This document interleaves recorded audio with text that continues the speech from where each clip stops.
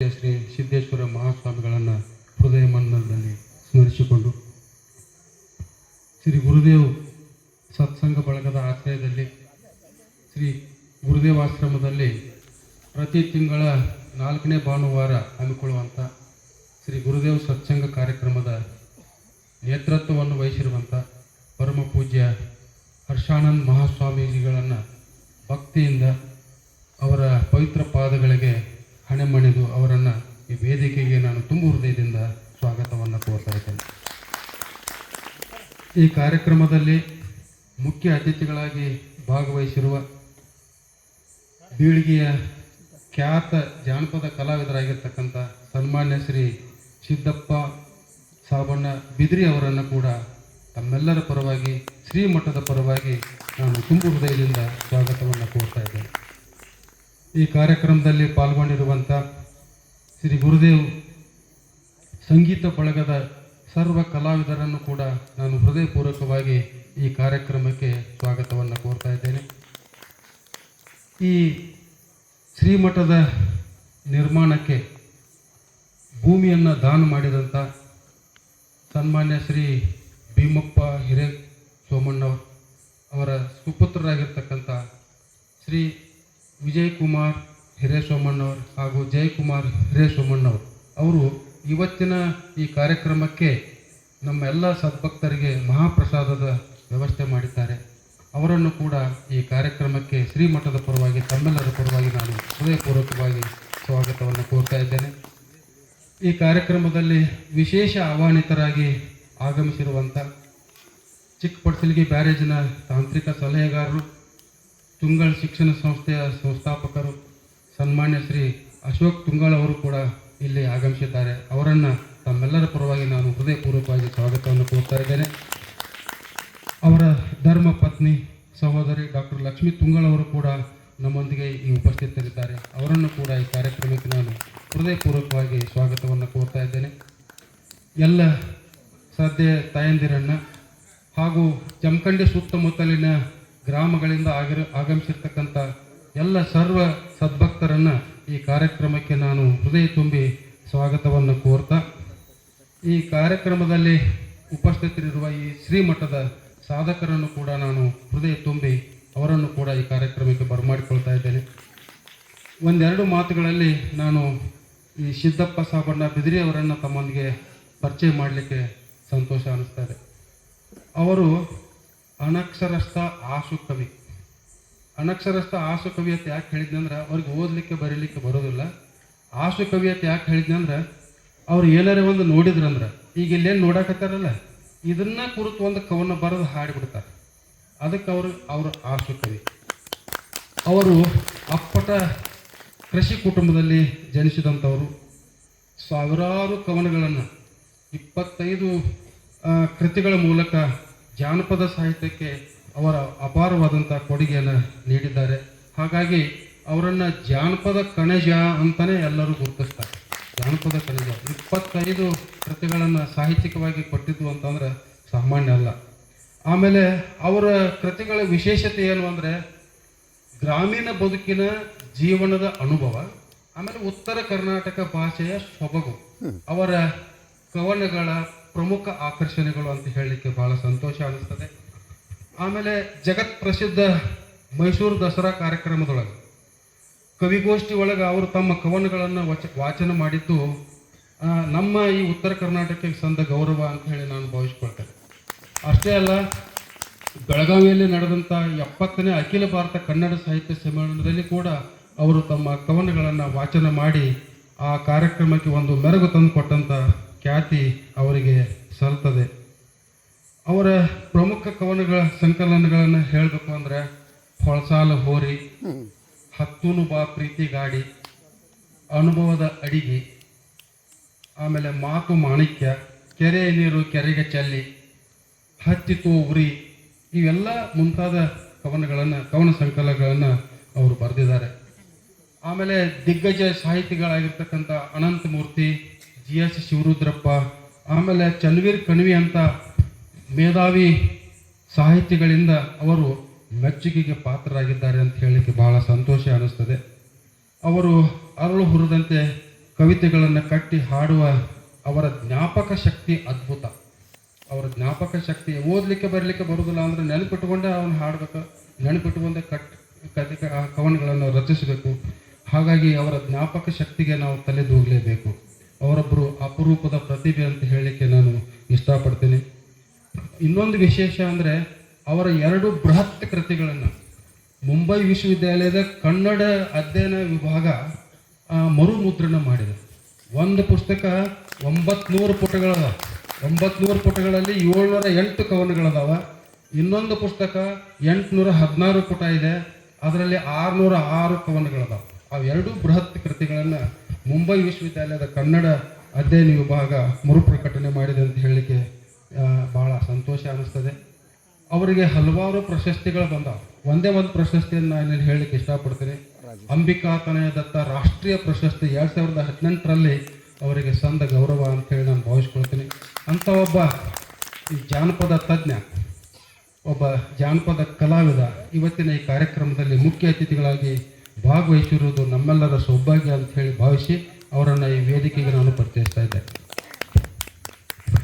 ಹಾಗೆಯೇ ಈ ಶ್ರೀಮಠದ ಕಟ್ಟಡ ನಿರ್ಮಾಣಕ್ಕೆ ಭೂದಾನ ಮಾಡಿರ್ತಕ್ಕಂಥ ಭೀಮಪ್ಪ ನಿಂಗಪ್ಪ ಹಿರೇಸೋಮಣ್ಣವರು ಹಾಗೂ ಅವರ ಧರ್ಮಪತ್ನಿ ಚಿನ್ನವ್ವ ಭೀಮಪ್ಪ ಹಿರೇಸೋಮಣ್ಣವರು ಅವರನ್ನು ಕೂಡ ನಾನು ಈ ಸಂದರ್ಭದಲ್ಲಿ ಸ್ಮರಿಸಿ ಅವರನ್ನು ಕೂಡ ಈ ವೇದಿಕೆಗೆ ಪರಿಚಯಿಸಬೇಕು ಅಂತೇಳಿ ನನಗೆ ಸಂತೋಷ ಅನ್ನಿಸ್ತದೆ. ಅವರು ಒಬ್ಬನೇ ಮಗ, ಅವರ ತಂದೆ ತಾಯಿಗೆ ಒಬ್ಬನೇ ಮಗ. ಬಹಳ ನೋವಿನ ಸಂಗತಿ ಅಂದರೆ ಅವ್ರು ಹುಟ್ಟಿದ ಕೂಡಲೇ ತಂದೆಯನ್ನು ಕಳ್ಕೊಳ್ತಾರೆ. ಆಮೇಲೆ ಹುಟ್ಟಿದ 2 ವರ್ಷದ ನಂತರ ಅವ್ರ ತಾಯಿಯನ್ನು ಕಳ್ಕೊಳ್ತಾರೆ. ಹಾಗಾಗಿ ಆ ತಾಯಿಯ ತವರು ಮನೆ ದೇವರಗೆನ್ನೂರಿನಲ್ಲಿ ಅವರು ಹೋಗಿ ತಮ್ಮ ಬಾಲ್ಯವನ್ನು ಕಳೆಯುವಂಥ ಪ್ರಸಂಗ ಬರ್ತದೆ. ಆ ಬಾಲ್ಯದಲ್ಲಿರುವಾಗಲೇ ಅವರು ಬಹಳ ಬಲಾಢ್ಯ ವ್ಯಕ್ತಿ. ಎಂಥ ಬಲಾಢ್ಯ ಅಂದ್ರೆ ಈ ಕೃಷ್ಣಾ ನದಿ ಐತಲ್ಲ ದೇವರಗೆನ್ನೂರು ಹತ್ರ, ಅದನ್ನು ಈಜ್ಕೊಂಡು ಆ ಕಡೆ ದಂಡಿಗೆ ಹೋದ್ರಂದ್ರೆ ಅವ್ರನ್ನ ಕರ್ಕೊಂಡು ಬರೋಕೆ 3-4 ಜನ ಸಹಿತ ಆಗ್ತಿದ್ದಿದ್ದಿಲ್ಲ. ಅಂಥ ಒಬ್ಬ ಅವರು ಸಣ್ಣವರಿದ್ದಾಗನೇ ಆ ಹೊಳಿ ದಾಟಿ ಆ ಕಡೆ ಹೋಗುವಂಥ ಅಷ್ಟೊಂದು ಸಾಮರ್ಥ್ಯವನ್ನು ಅವರು ಪಡ್ಕೊಂಡಿದ್ರು. ಆಮೇಲೆ ವಿಶೇಷ ಅಂದರೆ ಅವರು ಸಂಗ್ರಾಮ ಕಲ್ಲು ಎತ್ತಿದ್ರು. ಒಂದು ಪ್ರಸಂಗ ಎಂಥದ್ದು ಅಂದರೆ ನಮ್ಮ ಜಮಖಂಡಿ ಸಂಸ್ಥಾನಿಕರು ಪಟವರ್ಧನ್ ಮಹಾರಾಜರು ಮುಧೋಳದೊಳಗೆ ಸಂಗ್ರಾಮ ಕಲ್ಲು ಎತ್ತುವಂಥ ಒಂದು ಸ್ಪರ್ಧೆಯನ್ನು ಏರ್ಪಡಿಸಿರ್ತಾರೆ. ಭಾಳಷ್ಟು ಜನ ಹೋಗಿ ಅಲ್ಲಿ ಸಂಗ್ರಾಮ ಕಲ್ಲು ಎತ್ತುವಂಥ ಸ್ಪರ್ಧೆ ಒಳಗೆ ಭಾಗವಹಿಸಿರ್ತಾರೆ. ಆದರೆ ಅವರಲ್ಲಿ ಭಾಗವಹಿಸಿದಂಥ ಎಲ್ಲ ಸ್ಪರ್ಧಾಳುಗಳಿಗೆ ಕೊನೆ ಒಂದು ಕಲ್ಲನ್ನು ಎತ್ತಕ್ಕಾಗಿರಂಗಿಲ್ಲ. ಆವಾಗ ಅವರು ಪಟವರ್ಧನ್ ಮಹಾರಾಜರು ಅಂತಾರೆ, ಈ ಕೊನೆ ಕಲ್ಲು ಎತ್ತುವಂಥವ್ರು ಯಾರ್ಯಾರು ಒಬ್ರು ಅದಾರಣ ಅಂತ. ಆವಾಗ ಈ ಭೀಮಪ್ಪ ಹಿರೇಸೋಮಣ್ಣವ್ರ ಹೆಸರು ಪ್ರಸ್ತಾಪ ಆಗ್ತೈತಿ. ಆವಾಗ ಆ ಪಟವರ್ಧನ್ ಮಹಾರಾಜರು ಪೊಲೀಸರನ್ನ ಕಳಿಸ್ಕೊಟ್ಟು ಅವ್ರು ಭೀಮಪ್ಪ ಅವ್ರನ್ನ ಕರ್ಕೊಂಡು ಬರೀ ಇಲ್ಲ ಅಂತ. ಅವ್ರನ್ನ ಬರಂಗಿಲ್ಲ ಅಂತ ಹೇಳ್ತಾರೆ. ನಾ ಅದಕ್ಕೆ ಬರಂಗಿಲ್ಲ ಅಂತ. ಆದ್ರೆ ಅವ್ರು ಪೊಲೀಸರು ಇದು ರಾಜಾಜ್ಞೆ, ಇದು ನೀವು ಬರಲೇಬೇಕು ಅಂತ. ಹಂಗಂದ ಕೂಡಲೇ ರಾಜಾಜ್ಞೆ ಅಂತ ಹೇಳಿ ಒಪ್ಕೊಂಡು ಅವ್ರು ಹೋಗ್ತಾರೆ. ಅಲ್ಲಿ ಹೋಗಿ ಅದಕ್ಕೆ ಕೊನೆ ಕಲ್ಲು ಒಂದು ಉಳಿದಿರ್ತೈತಲ್ಲ, ಅದು ಒಂದೇ ಕಲ್ಲು ಎತ್ತತೇನೆ ಅಂತ ಹೇಳ್ತಾರೆ ಅವರು. ಇಲ್ಲ ನಡೆಯಂಗಿಲ್ಲ, ಹಂಗೆ ನೀವು ಎಲ್ಲ ಕಲ್ಲು ಎತ್ತಬೇಕು ಅಂತಾರೆ. ಅಂದ ಕೂಡಲೇ ಆಯಿತು ಅಂತ ಹೇಳಿ ಎಷ್ಟು ಸಂಗ್ರಾಮ ಕಲ್ಲು ಇರ್ತಾವಲ್ಲ ಎಲ್ಲ ಕಲ್ಲು ಎತ್ತಿ ತೋರಿಸ್ತಾರೆ. ಎತ್ತಿ ತೋರಿಸಿದ ಕೂಡಲೇ ಅವ್ರಿಗೆ ಅವಾಗ 501 ರೂಪಾಯಿ, ಆಗಿನ ಕಾಲದಾಗ 501 ರೂಪಾಯಿ ನಗದು ಬಹುಮಾನ ಇರ್ತೈತಿ. ಆದ್ರೆ ವಿಶೇಷ ಅಂದ್ರೆ ಆ ನಗದು ಬಹುಮಾನ ಅವರು ಮುಟ್ಟಂಗಿಲ್ಲ. ನಾನು ನಗದು ಬಹುಮಾನ ತೊಗೊಳಂಗಿಲ್ಲ ಅಂತ ಹೇಳ್ತಾರೆ. ಹಂಗಾದ್ರೆ ನಿನ್ಗೆ ಏನು ಬೇಕು, ನನಗೇನು ಬೇಡ. ಆವಾಗ ಅವ್ರಿಗೆ ಮಹಾರಾಜರು ಏನು ಹೇಳ್ತಾರಂದ್ರೆ, ಇಲ್ಲೇನು ಸಂಗ್ರಾಮ ಕಲ್ಲು ನೀವು ಎತ್ತೇರಲ್ಲ ಅಷ್ಟು ಕಲ್ಲು, ಆ ಅಟ್ಟು ಕಲ್ಲಿನ ಮೇಲೆ ನಿಮ್ಮ ಹೆಸರು ಕೆತ್ತಿ ಅವ್ರನ್ನ ಕಲ್ಲು ನಿಮ್ಗೆ ಕೊಟ್ಟು ಬಿಡ್ತೀನಿ ಅಂತ. ಇವತ್ತಿಗೂ ಸಹಿತ ಅವು ಇಲ್ಲಿ ಹುಣಸಿಕಟ್ಟಿ ಒಳಗೆ ಆ ಕಲ್ಲುಗಳು ಅದಾವ. ಅಂಥ ಒಬ್ಬ ಭೀಮಶಕ್ತಿ ವ್ಯಕ್ತಿ ಅವರು.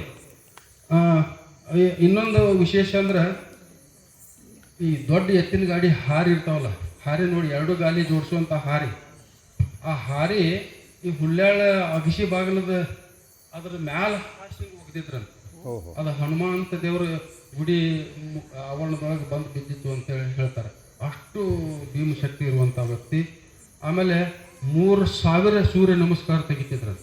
3000 ಸೂರ್ಯ ನಮಸ್ಕಾರ ತೆಗಿತಿದ್ರು. ಅತ್ಯಂತ ಬಲಾಢ್ಯ ವ್ಯಕ್ತಿ ಅವರು. ಆಮೇಲೆ ಅವರು ಶಿಕ್ಷಕರಾಗಿ ಸೇವೆ ಸಲ್ಲಿಸಿದ್ರು. ಶಿಕ್ಷಕರಾಗಿ ಹುಣ್ಣೂರೊಳಗೆ, ಹುಲ್ಯಾಳೊಳಗೆ, ಹುಣಸಿಕಟ್ಟಿ ಒಳಗೆ ಸೇವೆ ಸಲ್ಲಿಸಿದ್ರು. ಹುಣಸಿಕಟ್ಟಿ ಒಳಗೆ ಭಾಳ ದಿವಸ ತನಕ ಅವರು ಅಲ್ಲಿ ಸೇವೆ ಸಲ್ಲಿಸ್ತಿದ್ರು. ಆಮೇಲೆ ಅಲ್ಲೇನು ಶಾಲೆ ಒಳಗೆ ಮಕ್ಕಳು ಕಲಿತಿದ್ರಲ್ಲ, ಅವರು ಅಪೌಷ್ಟಿಕತೆಯಿಂದ ಅವರು ಬಳಲಬಾರ್ದು ಅನ್ನೋ ಉದ್ದೇಶ ಇಟ್ಕೊಂಡು ಅವರ ಒಂದು ಡೇರಿ ತೆಗೆದು ಆ ಮಕ್ಕಳಿಗೆ ಅಲ್ಲಿ ಉಚಿತವಾಗಿ ಹಾಲನ್ನು ಕೊಡ್ತಿದ್ರು. ಉಚಿತವಾಗಿ ಹಾಲನ್ನು ಕೊಡುವಂಥ ಕೆಲಸ ಅವ್ರು ಮಾಡ್ತಿದ್ರು. ಆಮೇಲೆ ಬಡ ಮಕ್ಕಳಿಗೆ ಉಚಿತವಾಗಿ ಪುಸ್ತಕಗಳನ್ನು ಕೊಡ್ತಿದ್ರು. ಉಚಿತವಾಗಿಯೇ ಪುಸ್ತಕಗಳನ್ನು ಕೊಟ್ಟು ಮಕ್ಕಳ ಬಗ್ಗೆ ವಿಶೇಷವಾದಂಥ ಕಾಳಜಿ ಅವರು ತೋರಿಸ್ತಿದ್ರು. ಅವರಿಗೆ ಸ್ವಂತಕ್ಕೆ 20 ಎಕರೆ ಜಮೀನಿತ್ತು ಮೊದಲು ಆರಂಭದಿಂದ. ಆಮೇಲೆ ಅವ್ರಿಗೆ ಒಂದು 100 ಎಕರೆ ಇನಾಮ್ ಜಮೀನು ಅಂತ ಬರ್ತಿದ್ವು. ಅವಾಗ ಆ ಇನಾಮ್ ಜಮೀನಕ್ಕೂ ನಾವು ಸ್ವಲ್ಪ ರೊಕ್ಕ ಕೊಟ್ಟು ತೊಗೋಬೇಕಾಗಿ ಒಂದು 100 ಎಕರೆ ಇನಾಮ್ ಜಮೀನು ತೊಗೊಂಡಾರ. ಅವ್ರು ಹೆಂಗೆ ತೊಗೊಂಡಾರ ಅಂದ್ರೆ 700 ರೂಪಾಯಿ ತೊಲಿದಂಗೆ 3 kg ಬಂಗಾರ ಮಾರಿ ಆ 100 ಎಕರೆ ಜಮೀನು ತೊಗೊಂಡು.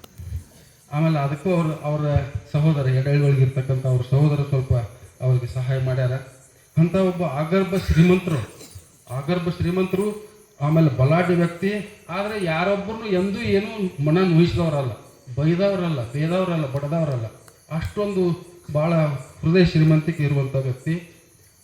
ಅವ್ರದ್ದೊಂದು ಬಂಗಾರದ ಉಡ್ದಾರ ಇತ್ತರಪ್ಪ. ಆದ್ರೆ ಬಂಗಾರದ ಉಡ್ದಾರ ಎಂದೂ ಕಟ್ಕೋತಿದ್ದಿದ್ದಿಲ್ಲ. ಆಮೇಲೆ ಅವ್ರದ್ದೊಂದು ಗಡಿಯಾರ ಇತ್ತು. ಆ ಗಡಿಯಾರ ಕಿಶದಾಗ ಇಟ್ಕೋತಿದ್ರು. ಟೈಮ್ ನೋಡಿ ಮತ್ತೆ ಕಿಶದಾಗ ಹಾಕೋತಿದ್ರು, ಕೈಗೆ ಎಂದೂ ಕಟ್ತಿದ್ದಿದ್ದಿಲ್ಲ. ಈ ರೀತಿ ಅವರು ತಮ್ಮ ಜೀವನವನ್ನು ನಡೆಸ್ಕೊಂಡು ಬಂದಿದ್ದರು. ಆಮೇಲೆ ಈ ಹುಣ್ಣೂರೊಳಗೆ ನಮ್ಮ ಶ್ರೇಷ್ಠ ಸಂತ ಪರಮ ಪೂಜ್ಯ ಸಿದ್ದೇಶ್ವರ ಮಹಾಸ್ವಾಮೀಜಿ ಅವರು ಪ್ರವಚನ ಮಾಡೋ ಟೈಮ್ನೊಳಗೆ ಅವರು ಈ ಹುಲ್ಯಾಳದೊಳಗೆ ಈ ಜಾಗ ಐತಲ್ಲ, ಈ ಜಾಗದಾಗ ನಾವೊಂದು 5 ಎಕರೆ ಜಮೀನು ನಿಮಗೆ ಶ್ರೀಮಠ ನಿರ್ಮಾಣ ಮಾಡಲಿಕ್ಕೆ ಕೊಡ್ತೀನಿ ಅಂಥೇಳಿ ವಾಗ್ದಾನ ಮಾಡಿದರು. ಆ ವಾಗ್ದಾನ ಮಾಡಿದ ಮೇಲೆ ಪೂಜ್ಯರೇ ಈ ಜಮೀನು ಆವಾಗ ಈ ವಿಜಯಕುಮಾರ್ ಇಲ್ಲಿದ್ದಾರೆ. ಅವರು ವಿಜಯಕುಮಾರ ಮತ್ತು ಜಯಕುಮಾರ ಅವರಿಬ್ಬರು ಅವಳಿ ಸಹೋದರರು. ಆ ಅವಳಿ ಸಹೋದರರ ಹೆಸರಿನಲ್ಲಿತ್ತು. ಅವರೇ ಈ ಭೂಮಿಯನ್ನು 1996 ಶ್ರೀಮಠಕ್ಕೆ ಭೂದಾನ ಮಾಡಿದ್ದಾರೆ ಅಂತ ಹೇಳಲಿಕ್ಕೆ ಇಷ್ಟಪಡ್ತೀವಿ. ಆಮೇಲೆ ಅವರ ಧರ್ಮಪತ್ನಿ ಚಿನ್ನವ್ವ ಅವ್ರು ಹೆಂಗಂದ್ರೆ ಮನ್ಯಾಗ 3-4 ಜನ ಆಳ್ಮಕ್ಕಳು, ಎತ್ತುಗಳು ಎಲ್ಲ ದೊಡ್ಡ ಒಕ್ಕಲ್ತನ ಬಾರ್ದಾನ. ಅವರು ಒಬ್ಬರು ದುಡಿಯುವಂಥ ಶ್ರಮಜೀವಿ. ರಾತ್ರಿ 2 ಗಂಟೆಗೆ ಎದ್ದ ಆಳುಗಳನ್ನದು ಕರ್ಕೊಂಡು ಹುಣಸಿಕಟ್ಟಿ ಹೊಲ, ಹುಲ್ಯಾಳ ಹೊಲ ಇಲ್ಲೆಲ್ಲ ಹೋಗಿ ಅಲ್ಲಿ ಒಕ್ಕಲ್ತನ ಮಾಡುವಂಥ ಒಬ್ಬ ಭಾಳ ಶ್ರಮಿಕ ಮಹಿಳೆ, ಕೃಷಿ ಮಹಿಳೆ ಅಂತ ಹೇಳಲಿಕ್ಕೆ ಇಷ್ಟಪಡ್ತೀನಿ. ಇವರಿಬ್ಬರಿಗೂ ಅಂದ್ರೆ ಭೀಮಪ್ಪ ಮತ್ತು ಚಿನ್ನವ್ವ ದಂಪತಿಗೆ 3 ಜನ ಗಂಡು ಮಕ್ಕಳು, ಒಬ್ಬಕ್ಕೆ ಹೆಣ್ಮಗಳು. 3 ಜನರ ಪೈಕಿ ದೊಡ್ಡವರು ಒಬ್ಬರು ತೀರ್ಕೊಂಡಾರ. ಇನ್ನಿಬ್ಬರು ಅವರು ಅವಳಿ ಮಕ್ಕಳವರು, ವಿಜಯಕುಮಾರ್ ಮತ್ತು ಜಯಕುಮಾರ್. ಅವರ ಹೆಣ್ಮಗಳಂದ್ರೆ ತಾರಾಬಾಯಿ, ಅದು ಹೊಸಕೋಟೆ ನಾಡಗೌಡರಿಗೆ ಅವ್ರನ್ನ ಕೊಟ್ಟಿದ್ದಾರೆ. ಇವರಿಗೆ ವಿಜಯಕುಮಾರ್ ಅವರು ಕೊಣ್ಣೂರೊಳಗೆ ಒಂದು ಮೆಡಿಕಲ್ ಶಾಪ್ ನಡೆಸ್ತಾರೆ. ಜಯಕುಮಾರ್ ಅವರು ಜಮಖಂಡಿ ಒಳಗೆ ಒಂದು ಟ್ರ್ಯಾಕ್ಟರ್ ಟೇಲರ್ ಮ್ಯಾನುಫ್ಯಾಕ್ಚರಿಂಗ್ ಯೂನಿಟ್ ಇಟ್ಕೊಂಡು ಅವರು ಕೆಲಸ ಮಾಡ್ತಾ ಇದ್ದಾರೆ. ಅವ್ರದ್ದು ಒಳ್ಳೆಯ ಒಂದು ಅಗದಿ ಸಂಪದ್ಭರಿತ ಕುಟುಂಬ. ಯಾಕೆ ಸಂಪದ್ಭರಿತ ಕುಟುಂಬ ಅಂದರೆ ಸಂತ ಶ್ರೇಷ್ಠ ಪರಮ ಪೂಜ್ಯ ಸಿದ್ದೇಶ್ವರ ಮಹಾಸ್ವಾಮಿಗಳ, ವೇದಾಂತ ಕೇಸರಿ ಮಲ್ಲಿಕಾರ್ಜುನ ಮಹಾಸ್ವಾಮಿಗಳ ಆಶೀರ್ವಾದ ಅವ್ರ ಮೇಲೆ ಇದೆ. ಅವ್ರೇನು ತಾರಾಬಾಯಿ ಅಂತ ಹೇಳಿದ್ನಲ್ಲ, ಅವ್ರ ಸಹೋದರಿ, ಅವರು ಒಬ್ಬ ಮಗ PSI ಆಗಿ ಕೆಲಸ ಮಾಡ್ತಾರೆ. ಅವ್ರ ಹಿರಿ ಮಗಳನ್ನ ಈ ನಮ್ಮ ವಿಜಯಕುಮಾರ್ ಅವರಿಗೆ ಕೊಟ್ಟು ಮದುವೆ ಮಾಡಿದ್ದಾರೆ. ಸೊ ಈ ರೀತಿ ಒಂದು ಸುಸಂಸ್ಕೃತ ಕುಟುಂಬ ಈ ಒಂದು ಶ್ರೀಮಠಕ್ಕೆ ಈ ಭೂದಾನ ಮಾಡಿ ಶ್ರೀಮಠ ಇಲ್ಲಿ ತಲೆ ಎತ್ತಲಿಕ್ಕೆ, ಆಮೇಲೆ ಇಲ್ಲೆಲ್ಲ ಆಧ್ಯಾತ್ಮಿಕ ಚಟುವಟಿಕೆಗಳ ನಡೀಲಿಕ್ಕೆ, ಸಾಂಸ್ಕೃತಿಕ ಚಟುವಟಿಕೆಗಳ ನಡೀಲಿಕ್ಕೆ ಆಸ್ಪದ ಮಾಡಿಕೊಟ್ರ ಅಂಥೇಳಿ ಅವರನ್ನು ಕೂಡ ಇಲ್ಲಿ ನಾನು ಈ ವೇದಿಕೆಗೆ ಪರಿಚಯಿಸ್ತಾ ಇದ್ದೇನೆ. ಎಲ್ಲರಿಗೂ ನಮಸ್ಕಾರ.